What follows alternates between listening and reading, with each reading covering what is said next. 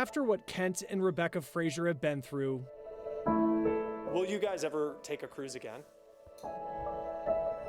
Yeah, we definitely will. You might be surprised to hear that answer.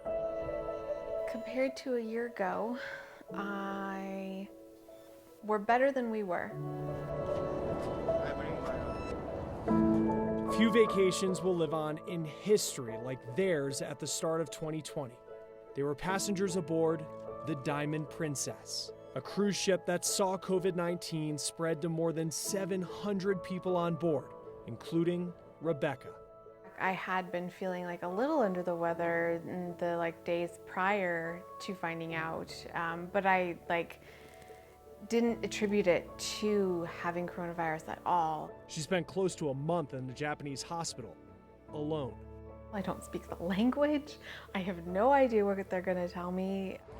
The number of new cases of the deadly coronavirus dropped for the second day in China, raising hopes that the epidemic has peaked. We had thought it was just a small thing that was contained to mainland China. Our table with water. Kent and the rest of the passengers were kept aboard the ship docked off the coast of Japan. He spent 17 days quarantined in his stateroom. They did let us out in small groups to go walk around the outside and things for about an hour, but that was it. Even though the virus continued to infect others on board, he never tested positive. It's one of those mysteries that I don't know how I didn't get it. After Rebecca tested negative for the virus twice, the Frasers returned home to Oregon. I got some nastygrams on social media. I have people from my community here who were like, don't come home, stay in Japan, we don't want you here. And I'm just like, seriously? Okay, first of all, this is beyond my control.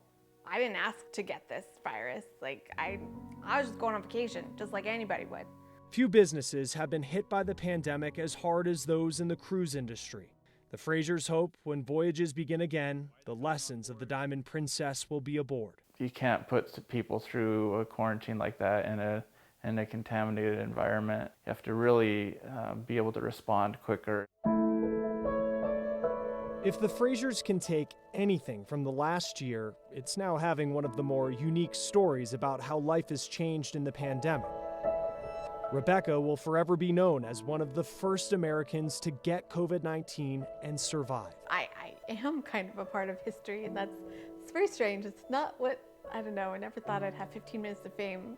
And while it may be hard to sum up all that has happened in the past 12 months, they say it's important to remember just how unique it is, which is why they say their last cruise won't be their final one. We really enjoy cruising, and cruising kind of gets in your blood. I think if you talk to most people that were on the ship, the vast majority would say they would take another cruise.